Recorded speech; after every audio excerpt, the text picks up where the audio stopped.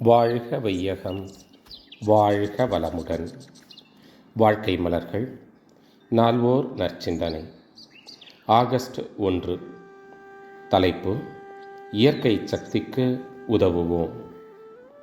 உடலை நலத்தோடு வைத்து கொள்ள வேண்டுமாயின், உடலுக்கும் உயிர் சக்திக்கும் இடையே உள்ள இரத்தம், வெப்பம், காற்று ஆகிய மூன்றுக்கும் ஊறு நேராதபடி பாதுகாத்து கொள்வது அவசியமாகிறது.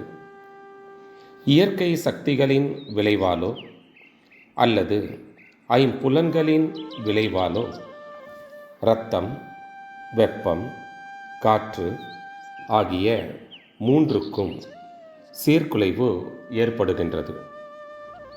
உணவு, உறக்கம், உழைப்பு, பால் உறவு இவற்றை மிகையாக பயன்படுத்துவதாலும் தவறாக பயன்படுத்துவதாலும் புறக்கணிப்பதாலும் சிந்தனை ஓட்டத்தை அவ்வாறு பயன்படுத்துவதாலும் நமது செயல்களின் விளைவாக தொந்தரவுகள் நேரலாம்.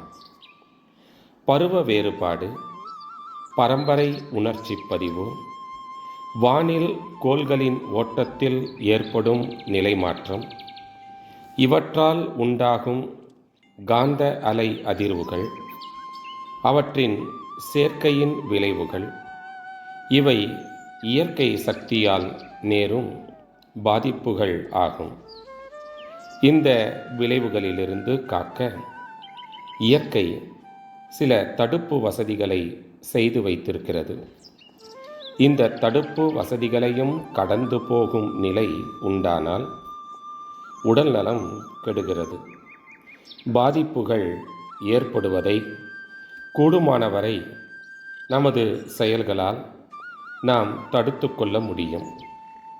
சில சமயங்களில் சந்தர்ப்ப வசத்தால் நாம் செயல்படும் பொழுது தடுப்பு நிலையை நாம் கடந்து விடுகிறோம். இயற்கை சக்திகளால் ஏற்படும் விளைவுகளை தடுத்து கொள்வது சாத்தியம் அன்று. அதனால் தடுப்பு நிலையை உயர்த்தி கொள்ள நாம் சில பயிற்சிகளை செய்ய வேண்டும்.